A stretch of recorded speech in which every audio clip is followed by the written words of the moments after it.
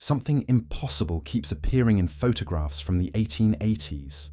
Not one image, not a handful, but hundreds scattered across archives in Chicago, Berlin, St. Petersburg, Melbourne.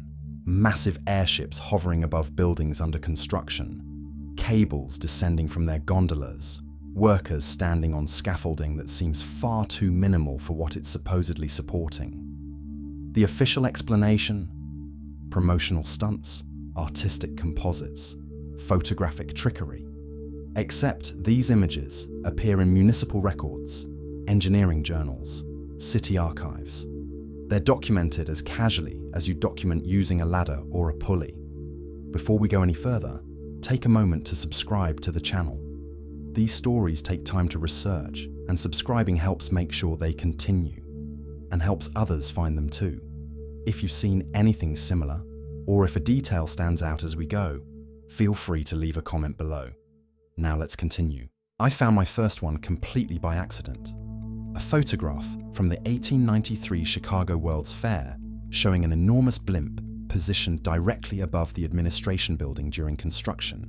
The caption read simply, "Installation of dome structure, June 1893. No excitement, no novelty, just routine documentation." Like they were recording something everyone already understood. That single photograph sent me down a path I never expected to travel. The deeper I dug, the more these images emerged. Not hidden in conspiracy forums or fringe websites, but sitting in plain sight in official archives. Berlin, 1889. Positioning bell tower elements. San Francisco, 1896. Cathedral spire installation. Buenos Aires, 1895. Government building assembly. Every major city, every continent, the same configuration. These weren't passenger vessels. They weren't military observation craft. They were construction equipment, and nobody talks about them. What strikes you first isn't the airships themselves, it's the buildings. These weren't modest structures being assembled. The Budapest Parliament, the Vienna State Opera, massive exhibition halls with domes requiring millimeter-precise placement. Ornamental elements weighing multiple tons being lowered into position with surgical accuracy. Try explaining that with 1880s technology. Try explaining how a lighter-than-air craft maintains stability in wind while holding cathedral components steady enough for workers to secure them. Modern engineers will tell you it's impossible. Wind displacement alone makes blimps unsuitable for precision work. Add atmospheric pressure variations, thermal expansion of lifting gas, the sheer weight of architectural elements. None of it works according to known physics. Yet photograph after photograph shows exactly this happening. The coordination problem hit me before anything else. How did cities separated by oceans, by months of travel time, by language barriers, all adopt identical construction techniques simultaneously? We're taught these were independent developments, parallel innovations driven by industrial progress.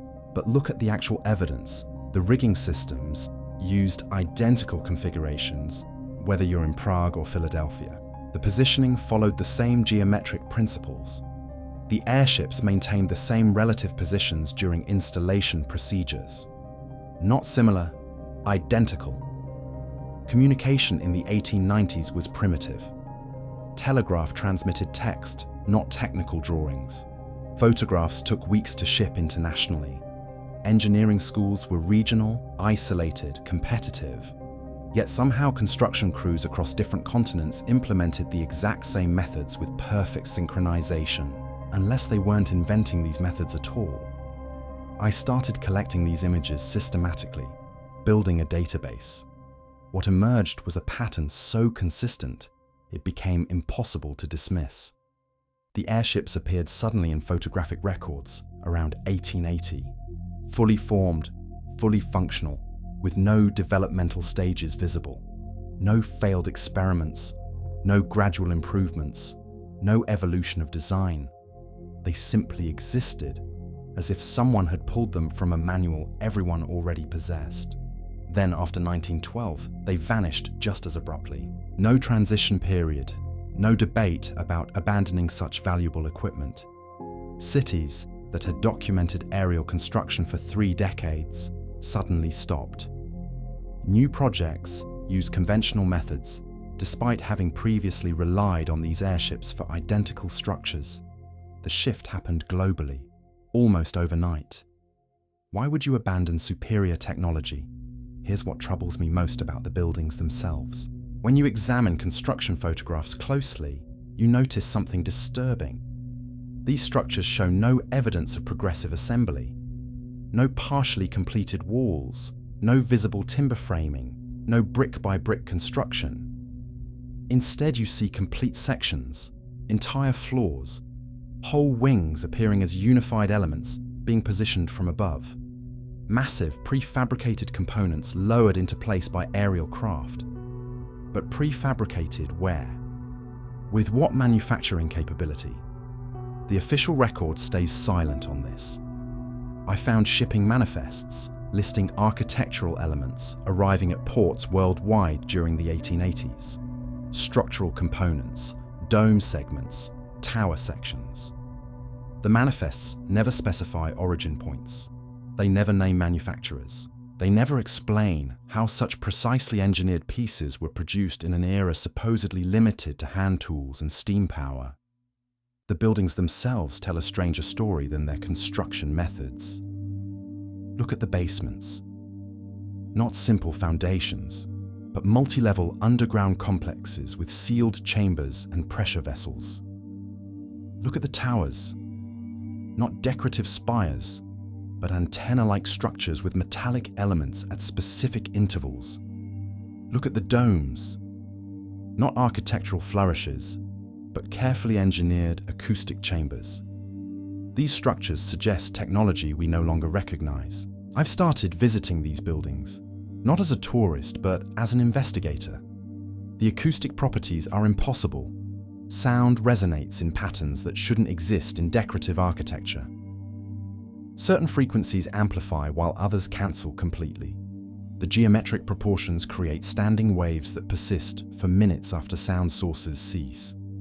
Walk into one of these chambers and clap your hands. The echo doesn't behave normally. The basement levels contain sealed vessels connected to nothing, serving no apparent purpose, except the vessels are precisely tuned to atmospheric pressure variations. They respond to barometric changes with mathematical precision, as if designed to capture energy from atmospheric dynamics. The towers contain metallic elements positioned at specific intervals along their height. Not lightning rods, not decorative elements, but precisely spaced conductive materials creating electromagnetic gradients when atmospheric conditions align. These weren't monuments to human achievement. They were machines, and the airships were how you assembled machines whose components weighed tons and required precise three-dimensional positioning. Think about what that means. Why would you need aerial positioning for structures that could theoretically be built from the ground up using scaffolding and cranes? Unless the buildings weren't being constructed from the ground up.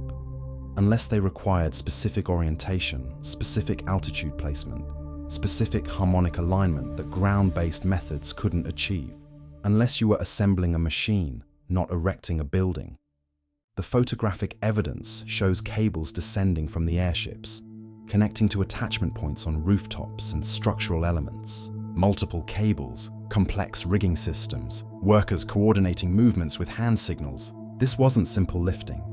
This was precision installation requiring real-time adjustments, multiple connection points, simultaneous positioning of elements that had to align perfectly. And it was happening in every major city simultaneously. I started searching for engineering specifications, construction manuals, technical documentation explaining how these systems functioned. What I found was absence, not incomplete records, not fragmentary evidence, but systematic erasure. Construction journals from the 1880s discuss conventional building methods in exhaustive detail. Bricklaying techniques, mortar composition, timber joints, pages and pages of technical specifics. But when it comes to the aerial positioning systems visible in thousands of photographs, complete silence. The journals act as if the airships don't exist, even while municipal archives document their constant presence. Patents related to aerial construction filed between 1880 and 1910 were either destroyed in fires or reclassified under national security restrictions that remain active. Photographs in city archives show deliberate damage. Not water damage, not deterioration. Sections showing rigging systems and attachment mechanisms scratched out, burned away, removed with precision. Someone didn't want us understanding how these systems worked. Libraries removed sections from their collections. Archives reclassified documents as lost. Engineering schools stopped teaching courses that appeared in 1880s catalogues, but left no textbooks, no lecture notes, no student records. The deeper I looked, the more obvious the pattern became. This wasn't gradual obsolescence. This was systematic removal. And it's still happening. Researchers who probe too deeply lose funding. Academic careers end abruptly. Digital copies of photographs corrupt mysteriously. The mechanisms of forgetting remain active, still protecting something. We're not just ignorant of our technological past. We've been trained not to look, conditioned to accept impossibilities as historical fact. But the photographs survive. The buildings remain. And once you see the pattern, once you understand what you're looking at, you can't unsee it. These airships weren't primitive attempts at aviation. They were inherited technology, perhaps the last functional remnants of something far more sophisticated. And the buildings they assembled weren't monuments. They were components of a network we no longer comprehend, positioned with precision we can't replicate, serving functions we've forgotten how to recognize. What happens when you start asking questions nobody wants answered? When you trace patterns everyone else has agreed to ignore? When you realize the impossible might be evidence of something we've been taught to forget? If you're enjoying this so far, subscribing helps keep these deep dives coming. It quietly supports the work and helps others discover it too. That's where this investigation really begins. I started documenting the buildings themselves, not photographing them as tourists do, but measuring, mapping, recording details that seemed irrelevant to their supposed function as mere architecture. The Vienna State Opera House contains chambers beneath the stage that serve no theatrical purpose. They're sealed, accessible only through maintenance corridors that dead end. The chambers themselves are perfect spheres, carved from solid stone, their interior surfaces polished to mirror smoothness. What acoustic purpose does a sealed spherical chamber serve? None, unless it's not about sound you can hear. The Budapest Parliament building has towers that contain nothing, literally nothing. Hollow structures rising hundreds of feet, their interiors empty except for metal rods positioned at precise intervals. Tour guides explain them as ventilation shafts, but they don't connect to any ventilation system. They rise from basement to roof, completely isolated from the building's functional spaces. Why build massive hollow towers unless they're meant to function as something other than architecture? I found similar features in Chicago. The buildings from the 1893 World's Fair, the ones that allegedly burned in a convenient fire shortly after the exposition closed. Before they burned, they contained basement complexes that extended far deeper than any foundation requires. Multiple levels, interconnected through passages that followed geometric patterns rather than practical layouts. The official documentation describes them as utility tunnels, but the photographs show chambers with domed ceilings, walls lined with copper plating, floors inlaid with specific mineral compositions. These weren't utility spaces. They were components of something. Melbourne's Royal Exhibition Building still stands, one of the few World's Fair structures that wasn't demolished or destroyed by fire. Its dome contains a peculiarity that modern architects can't explain. The interior surface is covered in panels of varying metallic composition. Not decorative variations, functional ones. Each panel is a different alloy, positioned according to a pattern that serves no aesthetic purpose. When you map the pattern, it mirrors the configuration of electromagnetic field lines around a charged sphere. Why would Victorian architects accidentally recreate electromagnetic geometry in decorative metalwork? The deeper I examined these structures, the more I realized the buildings themselves were telling a story the historical record refused to acknowledge. Every major city constructed during the 1880s and 1890s followed the same template. A central building with towers, domes, or spires. Extensive basement complexes. Specific metallic elements integrated into the architecture.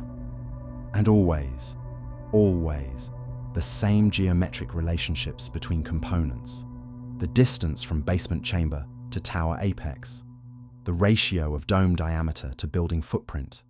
The positioning of metallic elements relative to structural supports. The mathematics repeat with precision that eliminates coincidence. These buildings were designed according to specifications that had nothing to do with aesthetics or human occupancy. I started overlaying maps, city plans from the 1890s, showing the positions of these major structures relative to each other. What emerged was a network, not random placement, not organic urban development, but deliberate positioning. The buildings formed geometric patterns, their locations chosen to maintain specific distances and angular relationships. In St. Petersburg, 5 major structures built between 1888 and 1893 occupy positions that create a perfect pentagram when connected on a map. In Paris, the major exhibition halls and government buildings constructed during the same period form a hexagonal pattern. Chicago's World's Fair layout follows a precise radial design that has nothing to do with visitor flow or practical site planning. These weren't cities being built. These were systems being installed. And the airships were the installation tools, positioning components that had to be aligned with mathematical precision. That's why they needed aerial positioning. You can't achieve the tolerances required for this kind of network assembly using ground-based construction methods. The buildings had to be placed exactly, oriented precisely, their components aligned to specifications that required 3-dimensional control. I found municipal records that mentioned construction delays caused by weather. Not rain, not snow, but atmospheric electrical activity. Projects halted during thunderstorms makes sense, except these weren't thunderstorm delays. They were suspensions of work during specific atmospheric conditions, during what the records called unfavorable energetic states. As if the construction process itself was sensitive to atmospheric electricity, as if the buildings being assembled were already interacting with environmental fields before completion. What kind of architecture is sensitive to atmospheric conditions during construction? The shipping manifests told another part of the story. I traced them across multiple ports, following the movement of what were labelled as architectural components. The weights didn't make sense. A decorative dome element listed at 40 tons. A tower section recorded at 70 tons. These weren't hollow decorative pieces. They were massive, dense, composed of materials far heavier than stone or iron. The manifests occasionally included composition notes, mineral aggregates, metallic inclusions, crystalline structures. The language suggests geological specimens more than building materials. And the origin points, when they were listed at all, referenced locations that made no sense. Mountain quarries that don't exist. Mining operations with no historical record. Foundries in cities that had no metallurgical industry. The components were arriving from somewhere, but the documentation deliberately obscured the source. I interviewed descendants of workers who'd been involved in these construction projects. Most families had stories, passed down through generations, that didn't match the official history. One man's great-grandfather had worked on the Chicago Fair buildings. The family story described the dome sections arriving pre-assembled, complete units that workers couldn't examine because they were sealed. The grandfather's job was simply to guide the aerial positioning, to signal when alignment was achieved. He never understood what he was assembling, only that the precision required was absolute. A difference of inches meant starting over. Another family's records mentioned acoustic testing. Before buildings were officially opened, crews would conduct tests at specific times, usually dawn or dusk.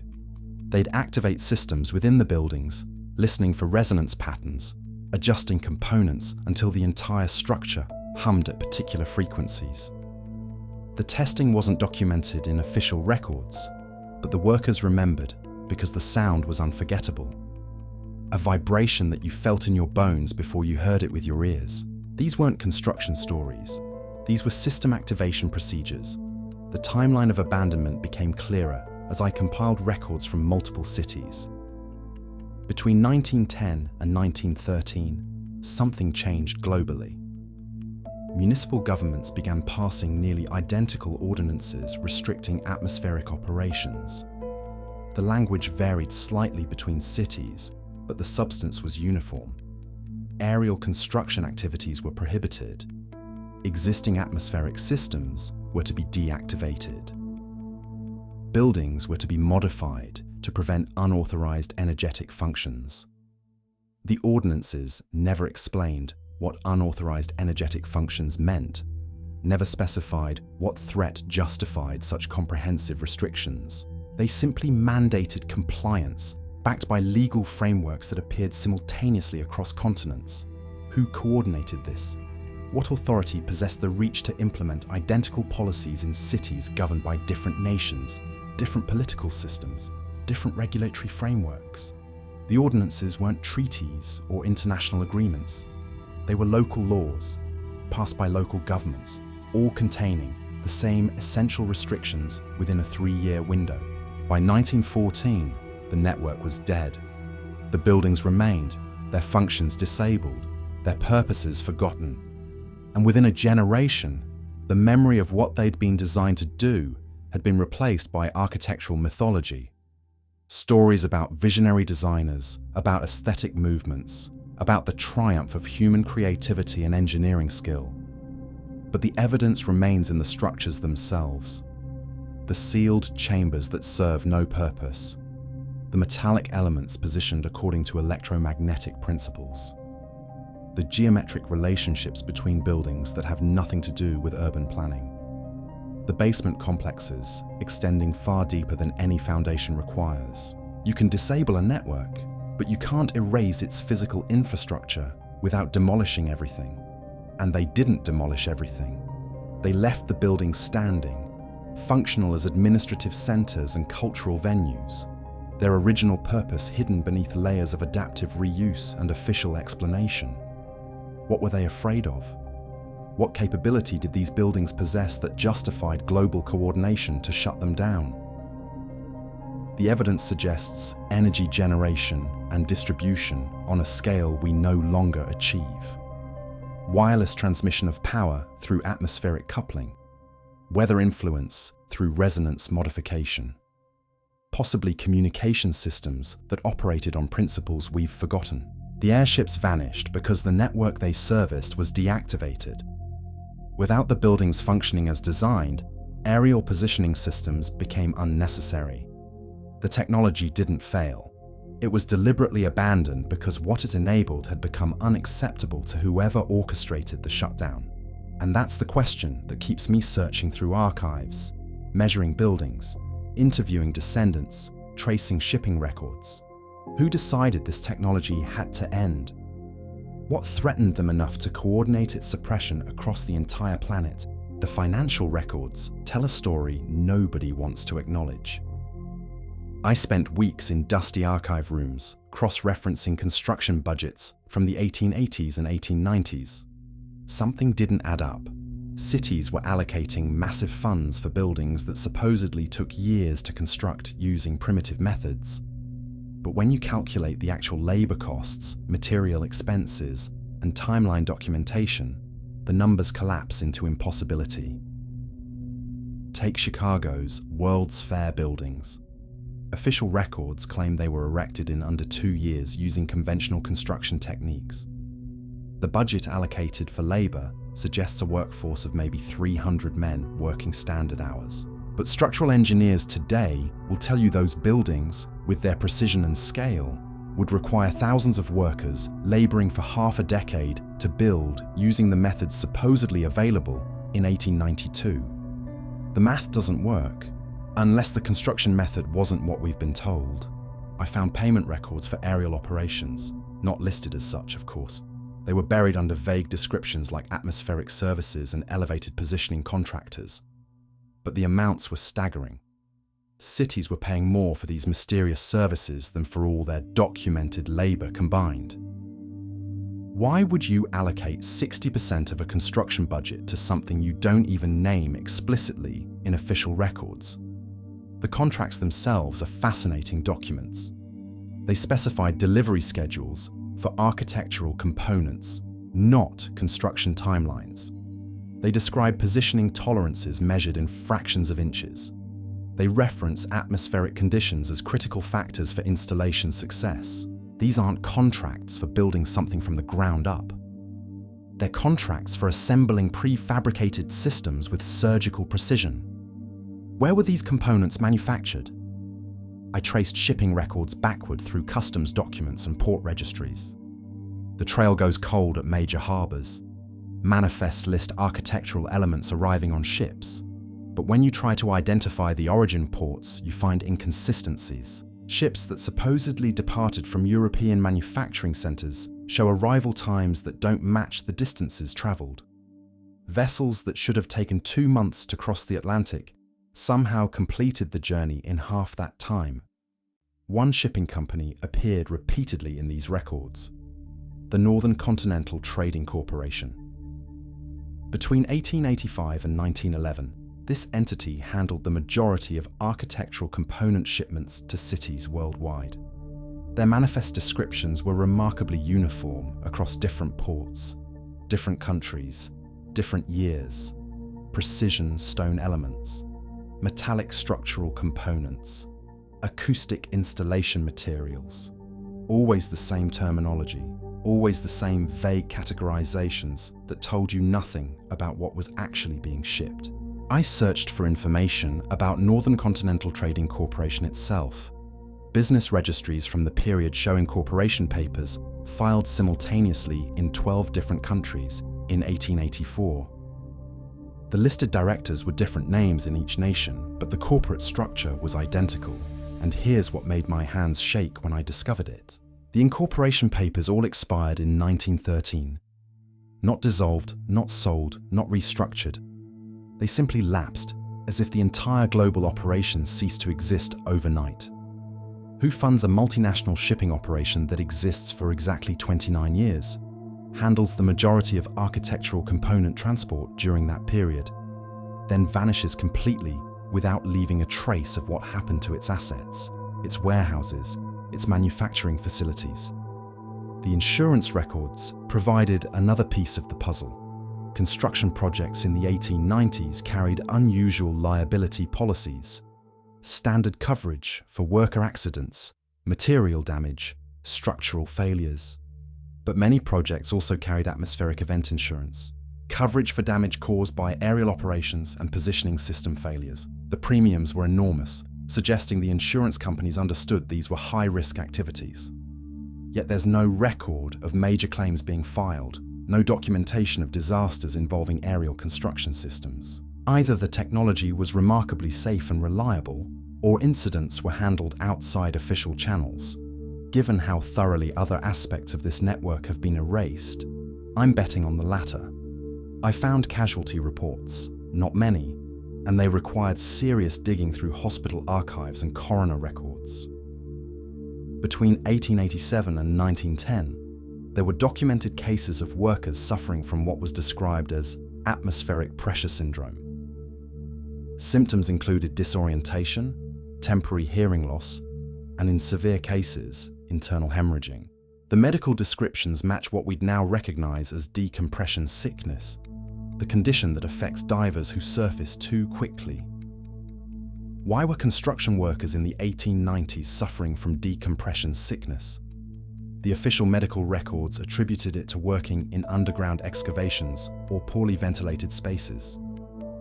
But when you cross-reference these cases with the construction projects the workers were employed on, a pattern emerges.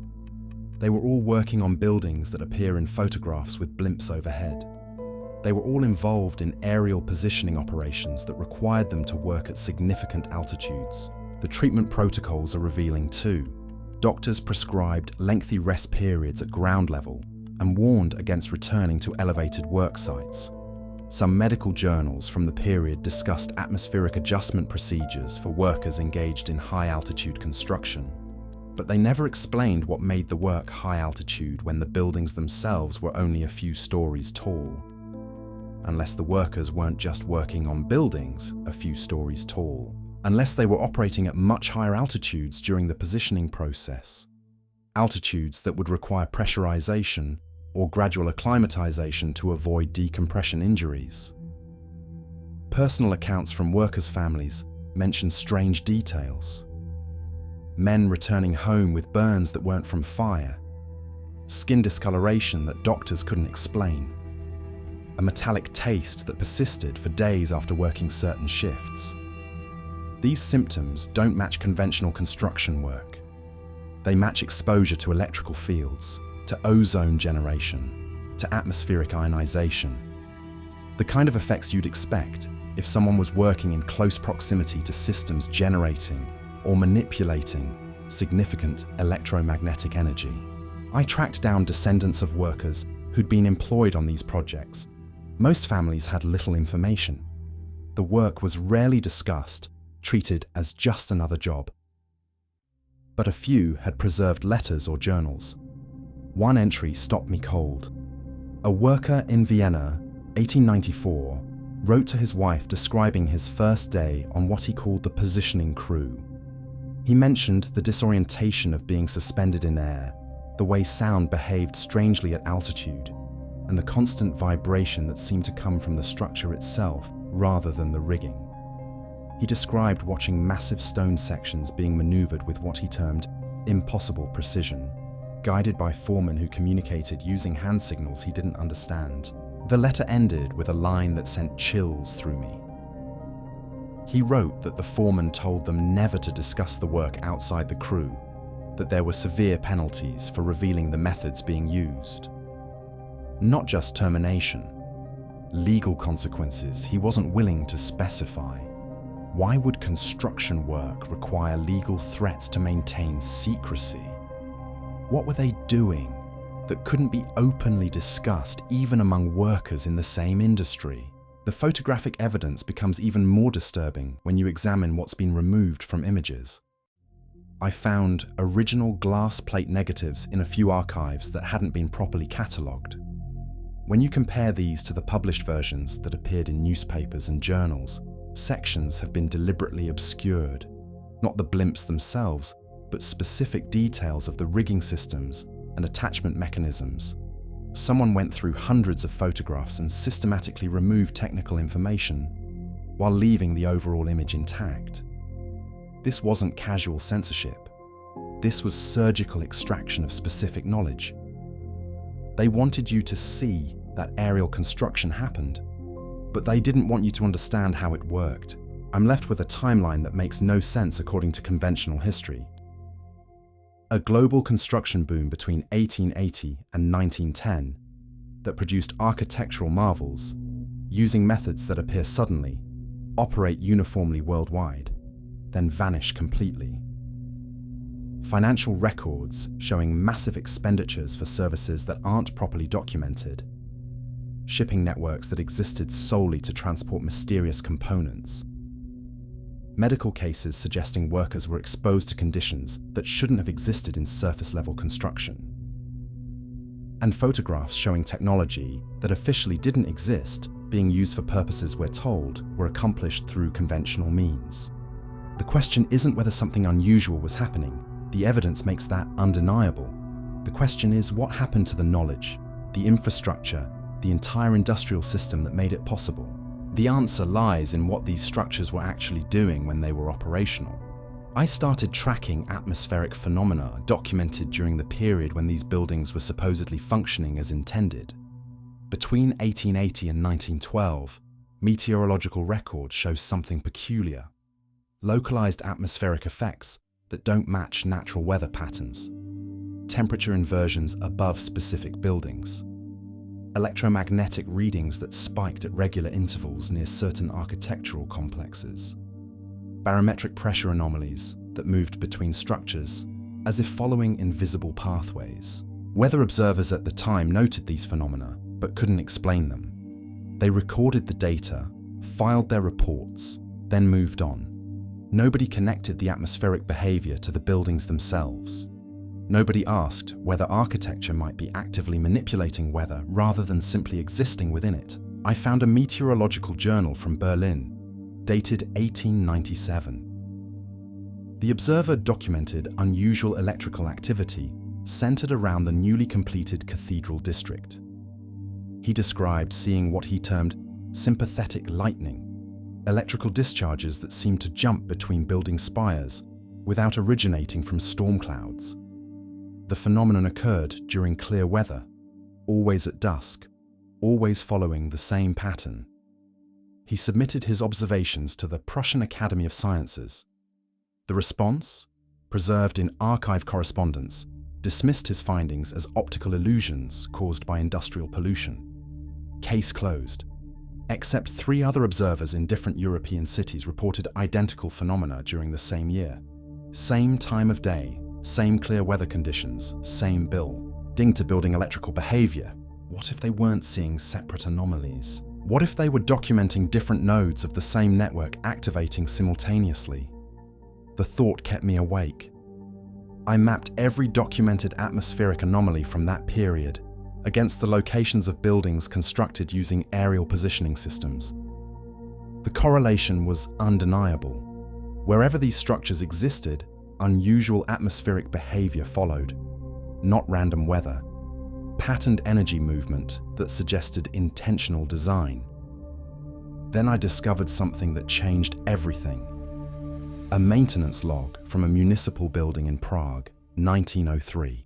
The document described routine inspections of what it termed atmospheric receptors installed in the building's tower structure. The log listed specific maintenance procedures: cleaning of metallic contacts, verification of insulation integrity, testing of resonance chamber acoustics.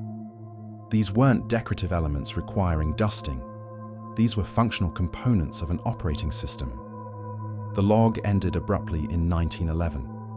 No explanation, no final entry. Just silence where detailed monthly reports had existed for 8 years. I searched for similar maintenance records in other cities. Nothing. Either they were never created, which seems unlikely given the Prague precedent, or they were systematically removed. The absence felt deliberate. Someone didn't want evidence of routine maintenance for systems that officially didn't exist. Insurance records proved more revealing than I expected. Between 1890 and 1910, several major cities carried specialized insurance policies for what documents termed atmospheric installations. The policies covered damage from electrical discharge, pressure vessel failure, and something called harmonic disruption. Standard building insurance wouldn't include those specific risks. You don't insure against harmonic disruption unless your structure generates or channels harmonic frequencies as part of its normal operation. Moments like this are why this channel exists. If you'd like more stories that question the official record, consider subscribing. It helps more than you might think. The premiums were substantial. One policy I found for a government building in Vienna listed coverage amounts equivalent to rebuilding the entire structure. That's not insurance for decorative architecture. That's protection against catastrophic failure of critical infrastructure. After 1912, these specialized policies disappeared. Buildings that had carried atmospheric installation coverage for decades suddenly switched to standard property insurance.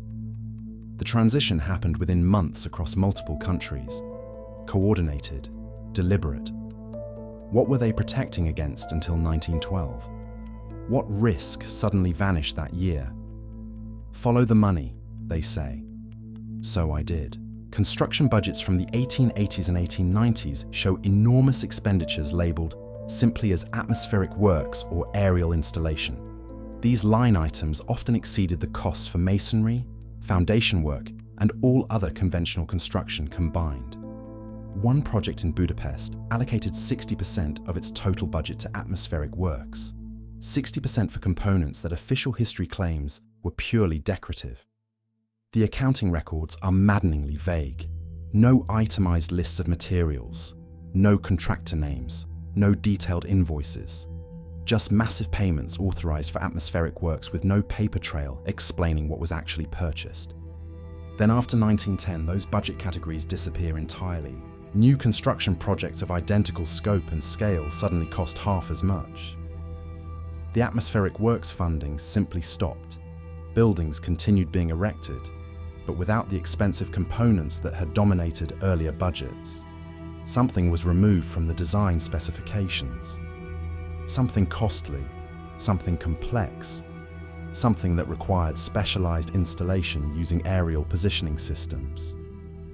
I started examining the physical differences between buildings constructed before and after 1912.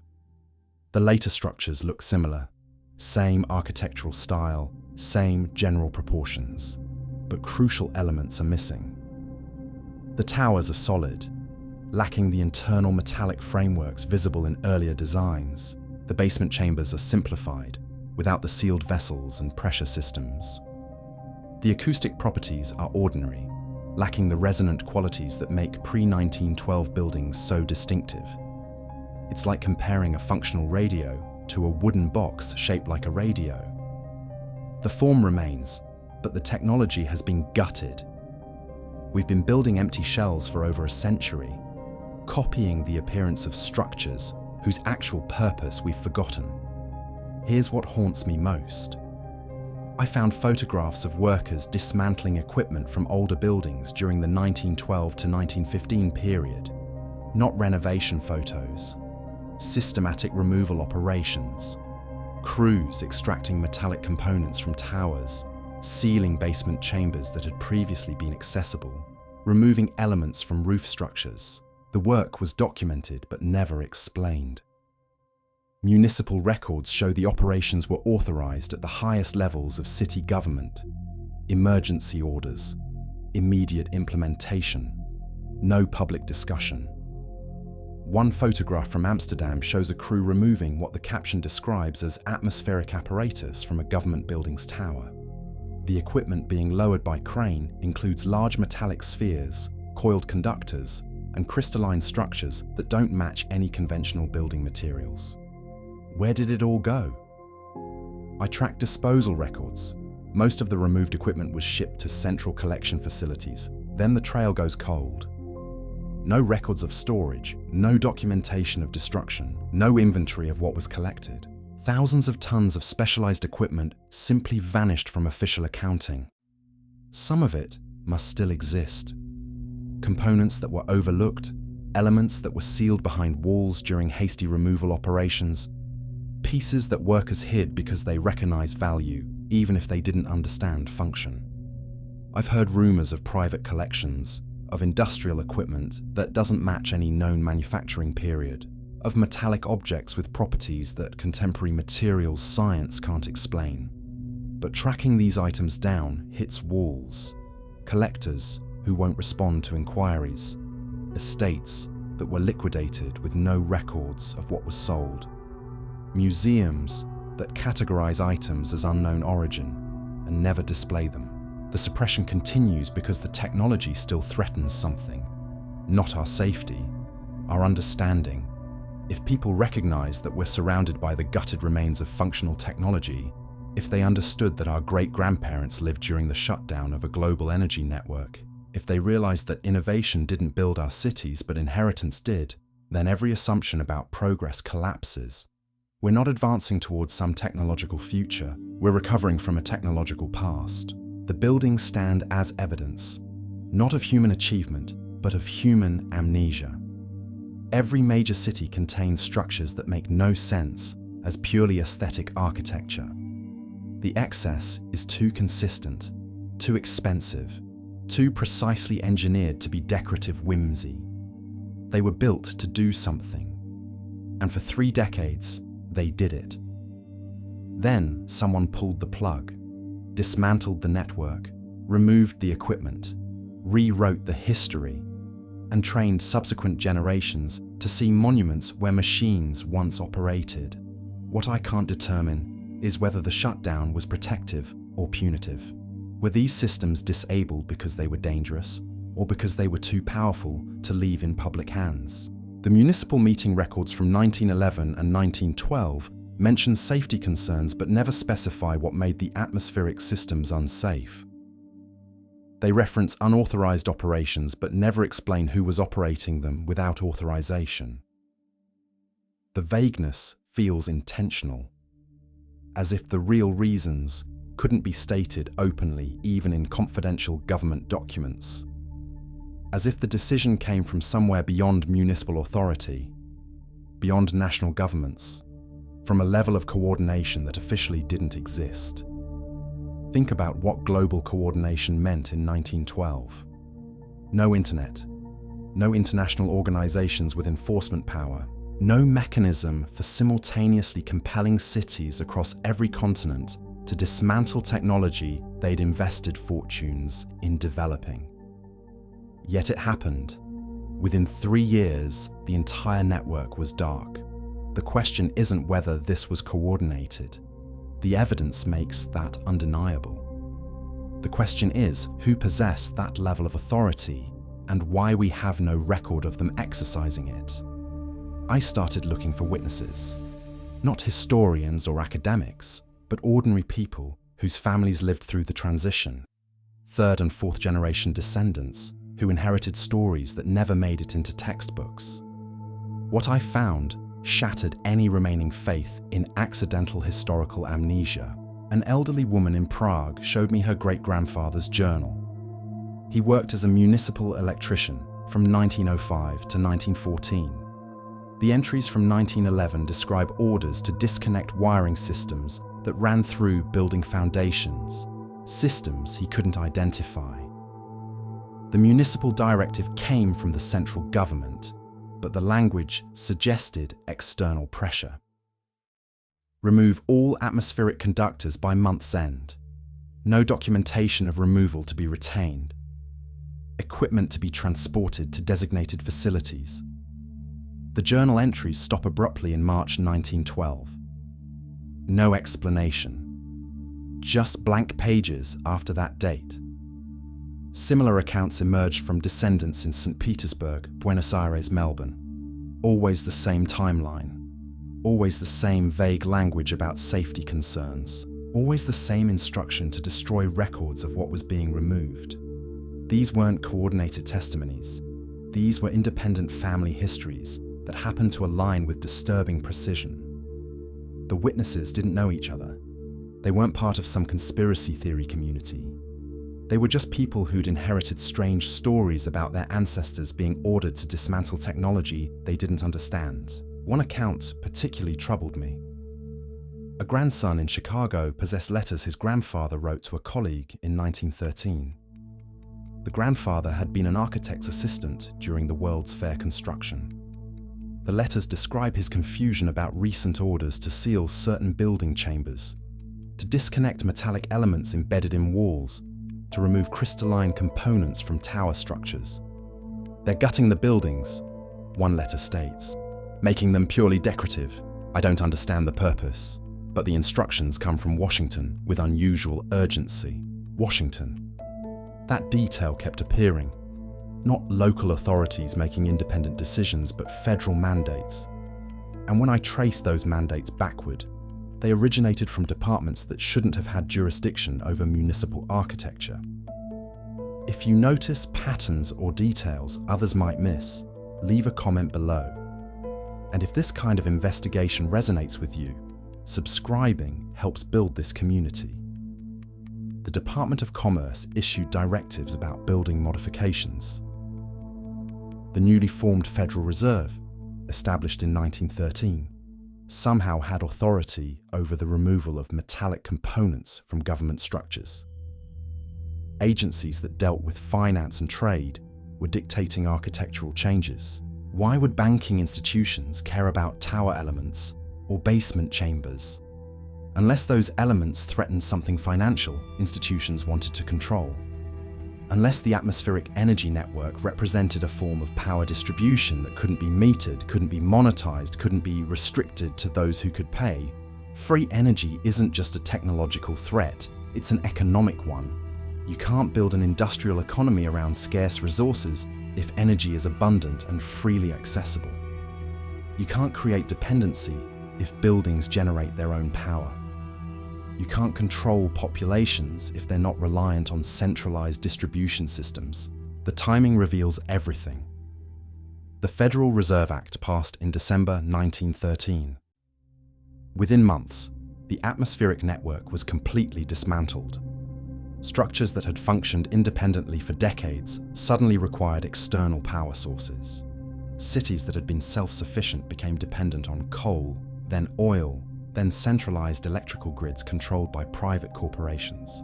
This wasn't technological progress. This was technological replacement, substituting abundant systems with scarce ones, trading independence for dependency, and disguising it all as modernization. I found patent filings that support this. Between 1910 and 1914, hundreds of patents were filed for atmospheric electrical collection devices and harmonic energy systems. Then abruptly, the Patent Office stopped accepting such applications. Not because the technology didn't work, but because a new classification system categorized them as detrimental to national interests. That classification still exists. I tried accessing those patents through Freedom of Information requests. Denied. The patents remain sealed under national security provisions established over a century ago. Why would energy collection systems from 1910 still threaten national security in the 21st century? What could possibly remain sensitive about technology that's supposedly obsolete and non-functional? The answer becomes obvious when you consider that the technology isn't obsolete, it was simply suppressed. And if it became public knowledge that buildings could generate their own power through atmospheric resonance, that cities could function independently of centralized energy grids, that the technology existed and was deliberately disabled, the entire energy economy collapses. Every power company, every oil corporation, every utility monopoly, all of them exist because we believe centralized energy distribution is the only viable option. But what if it never was? What if we've been paying for something that should have been freely accessible? The financial implications extend beyond energy. Consider the construction industry. If buildings were prefabricated as energetic systems, if components arrived complete and were positioned by aerial craft, then the labor-intensive construction methods that dominate modern building become unnecessary. Thousands of workers, months of labor, mountains of materials, all replaced by precision positioning of pre-made elements. That's not just a different construction method, that's a different economic model entirely. One that doesn't require massive labor forces, doesn't generate ongoing employment, doesn't create the financial opportunities that modern construction provides. The suppression wasn't just about technology. It was about preserving economic structures that benefit from scarcity, from labor intensity, from centralized control. I started mapping the financial beneficiaries of the 1912 shutdown. Banking families who invested heavily in electrical utilities, industrial magnates who controlled coal and oil resources, railroad companies that transported fuel to cities. All of them gained enormously from the transition away from atmospheric energy systems. Some of these same families funded the establishment of major universities, endowed chairs in physics and engineering, bankrolled the construction of research facilities. And those institutions, quite naturally, taught the version of history their benefactors preferred. A version where atmospheric energy was impossible, where aerial construction never happened, where the buildings were always just buildings. This isn't conspiracy, it's simple economic interest. The people who profited from the new system controlled the institutions that taught future generations what to believe about the old system. And those institutions, dependent on continued funding, had no incentive to question the narrative. I found a telling example in university archives. A physics professor in 1923 submitted a research proposal to study atmospheric electrical phenomena in historical buildings. The proposal was rejected, not on scientific grounds, but for lack of practical application. The professor revised the proposal 3 times. Each rejection came with the same phrase: resources better directed toward productive research. That professor eventually stopped asking, moved to different research areas, published papers on conventional topics, but his personal notes, donated to the archive after his death, contain calculations showing that the building's metallic elements and geometric proportions could theoretically capture and distribute significant electrical potential from atmospheric dynamics. He knew, he understood, and he was told, politely but firmly, that certain knowledge wasn't worth pursuing. How many other researchers encountered similar barriers? How many questions were discouraged? How many investigations were defunded? How many careers were quietly redirected away from inconvenient truths? The suppression didn't require vast conspiracies or secret organizations. It just required economic incentives pointing in one direction and institutional funding controlled by those who benefited from that direction. Over time, the questions stopped being asked. The research stopped being conducted. The knowledge faded from living memory. And within 2 generations, the idea that buildings once functioned as energy systems became literally unthinkable. Not forbidden, but inconceivable. Outside the range of acceptable inquiry, that's the most effective form of suppression. Not active censorship, but passive erasure through economic and institutional pressure, making certain ideas professionally dangerous, academically unrewarding, socially ridiculous. And it worked perfectly, until photographs started surfacing online, until amateur researchers began asking questions without institutional constraints, until people like me started connecting dots that academic structures had trained everyone to ignore. The response to this renewed inquiry reveals how threatened established interests remain. Researchers who publish about atmospheric energy systems lose academic positions. YouTube channels discussing the evidence face demonetization. Online archives containing relevant photographs experience mysterious technical failures. The mechanisms of suppression adapted to digital age, but the goal remains unchanged. Keep people from recognizing what surrounds them. Keep them believing that progress is linear, that we're more advanced than our ancestors, that questioning official history marks you as irrational. But standing in these buildings, examining their impossible acoustics and unexplained metallic elements, reading the family testimonies about the deliberate dismantling, tracing the financial beneficiaries of the shutdown, one conclusion becomes inescapable. We're not living in an age of unprecedented advancement. We're living in the aftermath of unprecedented suppression. The technology that could have liberated humanity from energy scarcity was deliberately destroyed. And we've spent a century pretending it never existed. Because accepting its existence means confronting an uncomfortable truth about who we serve and why. The buildings still stand. That's what keeps me awake some nights. Not the suppression, not the erasure, not even the coordinated abandonment of technology that could have changed everything. It's the fact that the evidence surrounds us. Physical, tangible, undeniable. And we've been trained so thoroughly to see decoration where there's function, to see grandeur where there's engineering, that we walk past these machines every single day without recognizing what they are. I started documenting them myself, not with grand expeditions or official permissions, just a camera and architectural drawings and the willingness to look at familiar structures with unfamiliar questions. The results were disturbing. Every major city I examined contained at least 3 to 5 buildings with the telltale characteristics. Metallic elements in precise geometric arrangements, basement chambers with unexplained sealed vessels, acoustic properties that violate basic architectural principles. And when I mapped their locations, They formed patterns, not random distribution, networks. In Chicago, 5 buildings constructed between 1890 and 1893 sit at points that create a perfect pentagon when connected.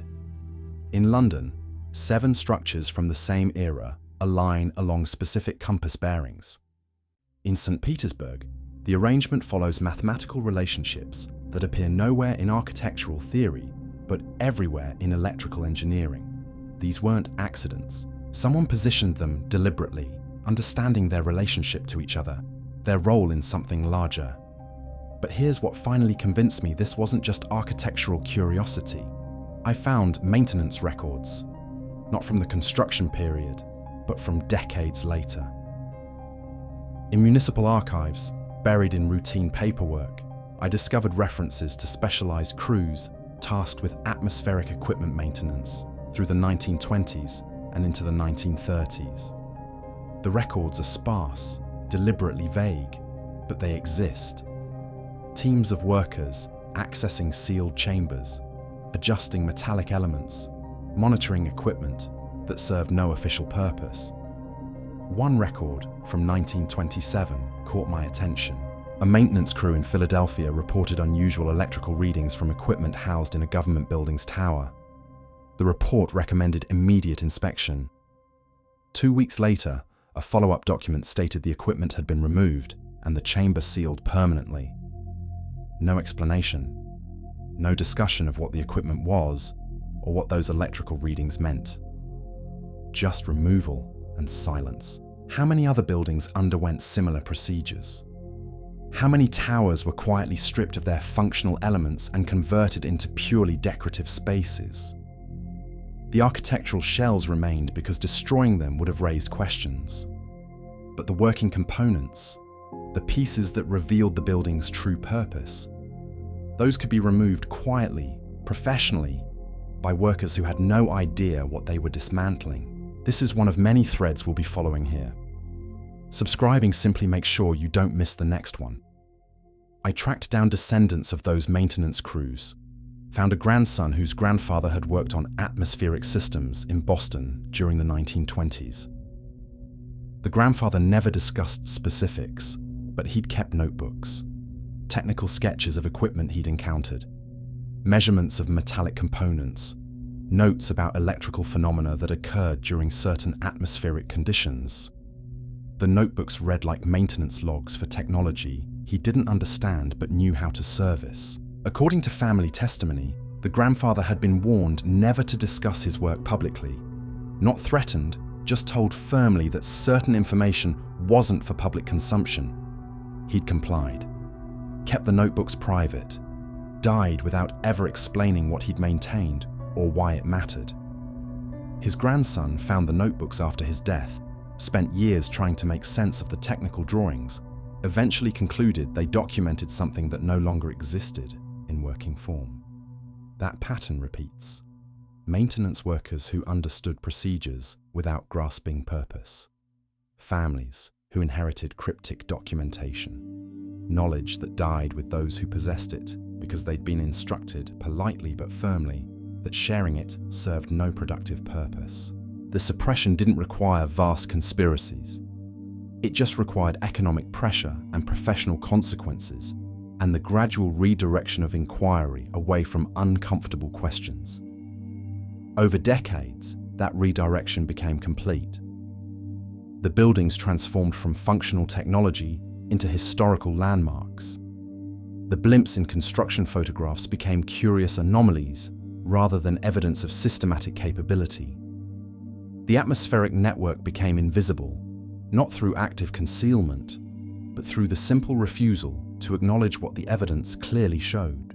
And now we're left with fragments, photographs that survived despite efforts at removal, buildings whose original purpose was deliberately obscured, maintenance records that hint at technology we're not supposed to remember, family testimonies about work that couldn't be discussed, academic papers rejected for lack of practical application, research proposals denied funding because they asked the wrong questions. I've compiled hundreds of documents now, enough to demonstrate that something existed, something functioned, Something was deliberately disabled and systematically forgotten, but I can't prove what it did, can't demonstrate how it worked, can't show you a functioning example because none exist anymore.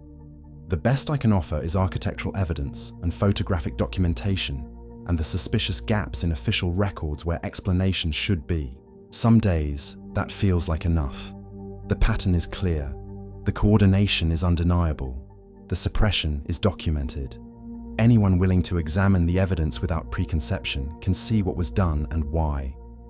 But other days, I'm haunted by what we lost. Not just technology, but possibility. The chance to build differently, to power ourselves differently, to relate to atmospheric dynamics in ways we've forgotten were ever possible. What would the world look like if that network still functioned? If those buildings still served their original purpose? If the knowledge hadn't been systematically erased? We'll never know, because the suppression was too thorough, the erasure too complete, the economic incentives too powerful to overcome. But the buildings remain, and that's the part they couldn't fully erase. You can remove equipment, seal chambers, strip towers of their metallic elements. You can burn patents and reclassify documents and redirect academic inquiry. You can train generations to see decoration where there's function. But you can't explain away the buildings themselves, their acoustic properties, their geometric precision, their inexplicable engineering, their coordinated global distribution. Walk into any major cathedral, any government hall, any exhibition center built between 1880 and 1910. Stand in the central chamber and listen to how sound behaves. Notice the metallic elements incorporated into seemingly decorative features. Examine the basement spaces that serve no apparent function. Ask yourself why these structures required such overbuilding, such mathematical precision, such coordination across continents. The answers aren't in textbooks or academic journals. Those sources have been scrubbed clean. The answers are in the buildings themselves, waiting for anyone willing to look past official explanations and ask what they're really seeing. Because once you understand these structures as technology rather than architecture, once you recognize the blimps in old photographs as installation systems rather than transportation, once you trace the economic motivations behind their abandonment, the official narrative collapses completely. We didn't advance beyond this technology. We suppressed it, deliberately, systematically, globally, and then we spent a century congratulating ourselves on progress while living among the ruins of something far more sophisticated. The buildings remember, even if we've been trained to forget. Their walls contain the truth. Their chambers preserve the evidence. Their existence poses questions that official history refuses to answer. That's why I keep documenting them. Not because I think anyone will listen, but because someone has to maintain the record before the last evidence disappears. Before the final maintenance workers die without passing on their knowledge. Before the buildings themselves are demolished and replaced with modern structures that serve only conventional purposes. The truth is encoded in architecture scattered across every continent, waiting for the moment when enough people look up, look around, and ask what they're really seeing. I spent months trying to verify whether any of these systems still function, chasing rumors of buildings that behave strangely during thunderstorms, of chambers that hum at frequencies nobody can explain, of maintenance workers who report equipment in sealed rooms that shouldn't exist. Most leads went nowhere, but 3 buildings showed something I couldn't dismiss. A government hall in Prague experiences measurable electromagnetic fluctuations during specific atmospheric conditions, not random variations, patterned surges that correlate with barometric pressure changes and solar activity. The building management attributes it to old wiring, but the fluctuations occur in sealed chambers that contain no wiring at all. I measured them myself with borrowed equipment, standing in a basement room that officially serves no purpose, watching instruments register energy movement that has no identified source. In Melbourne, the Royal Exhibition Building's dome produces acoustic phenomena that violate basic physics. Certain tones played at ground level amplify in the dome without any visible amplification system. Other frequencies cancel completely, creating dead zones where sound simply stops propagating. Acoustic engineers have studied it, published papers attributing the effect to geometric coincidence, but the cancellation frequencies correspond exactly to electromagnetic resonance patterns.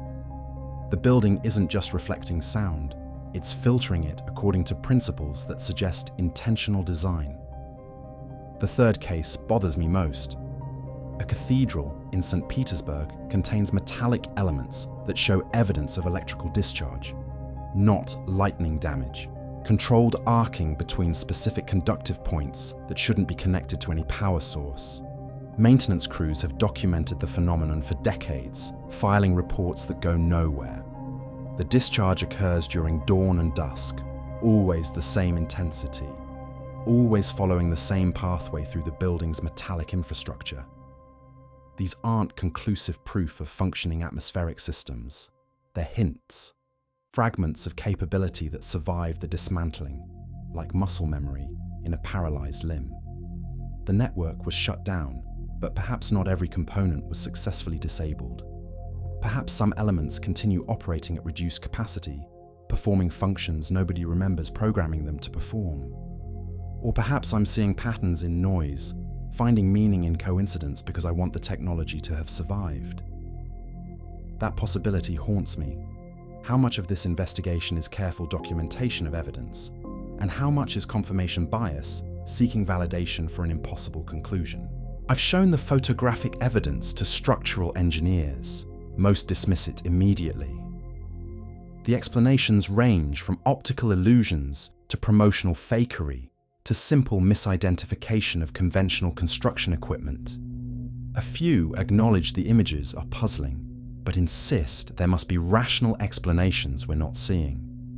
Only one engineer, recently retired from a major firm, looked at the photographs for several minutes before saying something that made my hands shake. We've always known buildings from that era were over-engineered. Excessive structural capacity, unexplained metallic elements, geometric precision that serves no load-bearing purpose. We assumed the architects were showing off, building bigger than necessary because they could. But if these photographs are genuine, if aerial positioning was standard practice, then the overbuilding makes sense. You design structures to handle forces from above, not just from below. You'd incorporate attachment points and distribution frameworks for systems we no longer install. He wouldn't speculate further, wouldn't put his observations in writing. But before he left, he mentioned that early in his career, he'd worked on renovations of a government building in Washington. The crew had discovered sealed chambers in the basement containing equipment nobody could identify. Metallic spheres connected by crystalline rods, all positioned according to geometric patterns that served no apparent purpose. The project architect ordered the chambers sealed again without documentation. Too expensive to remove, too strange to explain. Easier to pretend they'd never been opened. How many similar discoveries happen during renovation projects? How many construction crews encounter inexplicable elements, shrug, and move on because investigating would delay schedules and increase costs? The evidence exists, scattered through buildings worldwide, but nobody's looking for it. Nobody's asking what those sealed chambers contain, or why 19th century architects installed equipment that serves no function according to conventional understanding. The financial trail reveals why investigation is discouraged. I traced ownership of buildings that show the clearest evidence of atmospheric systems. The properties are concentrated in portfolios controlled by a small number of investment firms. Firms with deep connections to energy utilities, telecommunications infrastructure, and centralized power distribution. These aren't casual real estate investments. These are strategic holdings of properties whose original capabilities might threaten contemporary business models. When cities propose demolishing these older structures, the firms that own them typically resist, not to preserve historical architecture, but to maintain control of the sites. They'll renovate extensively, modernize interiors, but they keep the core structures intact. Why? What value do 19th century buildings hold that justifies the expense of preservation when new construction would be cheaper. Perhaps they're protecting trade secrets. If these structures demonstrate principles that contemporary technology hasn't rediscovered, then preventing their study prevents competitors from gaining insights. Keep the buildings standing but sealed. Let them serve conventional purposes while their actual capabilities remain dormant and unexplored. Or perhaps the preservation is defensive. If the buildings were demolished and their contents examined during demolition, if sealed chambers were opened and equipment catalogued, if the evidence became public before it could be controlled, the questions would become unavoidable. Better to maintain the status quo, to keep these structures functioning as museums and offices and hotels, their original purpose hidden beneath layers of adaptive reuse. I requested permission to conduct non-invasive surveys of several buildings, ground-penetrating radar to map sealed chambers, electromagnetic scanning to identify hidden metallic elements, acoustic analysis to document resonance properties. Every request was denied, not aggressively, just bureaucratically. The applications disappeared into administrative processes that never concluded, permissions that required approvals from authorities that didn't respond, red tape that prevented investigation without explicitly forbidding it. That's how suppression works in the modern era, not through dramatic confrontation, but through procedural obstacles that make inquiry too expensive and time-consuming to pursue. Eventually you give up, not because you were stopped, but because continuing requires resources you don't possess. The implications extend beyond lost technology. If atmospheric energy systems existed and functioned, if they were deliberately disabled for economic reasons, then every assumption about progress collapses. We're not advancing towards some technological pinnacle. We're recovering from a fall, struggling to rediscover capabilities our ancestors possessed and were forced to abandon. That realization changes everything. The narrative of continuous improvement, of each generation building on the achievements of the previous one, of humanity's inevitable march toward greater capability, all of it becomes questionable. What if progress isn't linear? What if we've experienced cycles of advancement and suppression? What if the technology we celebrate as cutting edge is primitive compared to systems that existed a century ago? The buildings contain answers, not complete documentation, not instruction manuals, but physical evidence of what was possible. Their acoustic properties demonstrate principles we haven't fully grasped. Their metallic elements suggest applications we haven't considered. Their geometric precision reveals mathematical relationships we haven't explored. The evidence is there, encoded in architecture, waiting for investigation that institutional structures ensure will never occur. So what happens now? I've compiled documentation that suggests something extraordinary existed and was systematically suppressed. I've traced the financial beneficiaries of that suppression. I've mapped buildings that show evidence of capabilities we're told were impossible. But I can't access the buildings for detailed study, can't secure funding for systematic investigation, can't convince mainstream institutions that the questions are worth asking. Before continuing, I just wanted to mention that these videos take time to research and assemble. If you want to see more of them, subscribing is the easiest way to support the channel. The evidence remains circumstantial, suggestive but not conclusive, enough to demonstrate that official history is incomplete, but not enough to prove exactly what's been omitted. And perhaps that's intentional. Perhaps the suppression was designed to leave just enough ambiguity that questioning it marks you as unreliable, while accepting official explanations requires ignoring obvious inconsistencies. Some nights, I stand outside these buildings and wonder what they're still doing, whether sealed chambers still contain active equipment, whether metallic elements still respond to atmospheric conditions, whether some fragment of the original network persists in dormant form, waiting for conditions that would reactivate it. The thought both excites and terrifies me, because if the technology still exists in any functional form, if it could be studied and understood and potentially restored, the implications would shatter comfortable assumptions about who controls energy, who benefits from scarcity, who profits from our dependence on centralized systems. The buildings aren't going anywhere. They'll stand for generations, serving as offices and museums and hotels, their true nature hidden beneath conventional functions. And perhaps that's enough. Perhaps the evidence preserved in their architecture will eventually speak to investigators with better resources, better access, better institutional support than I possess. Perhaps the truth will emerge when the economic interests that benefit from suppression no longer have the power to prevent inquiry, or perhaps not.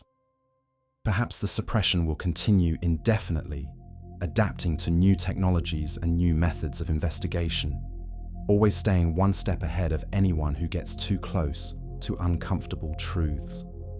Perhaps we'll continue walking past these machines every day, admiring their beauty, never recognizing what surrounds us, never asking why buildings from the 1880s still feel more sophisticated than anything we construct today. The photographs remain, the buildings stand, the evidence persists despite every attempt at erasure. And somewhere in sealed chambers and forgotten basements, in metallic elements and acoustic anomalies, in geometric precision and mathematical relationships, the truth waits.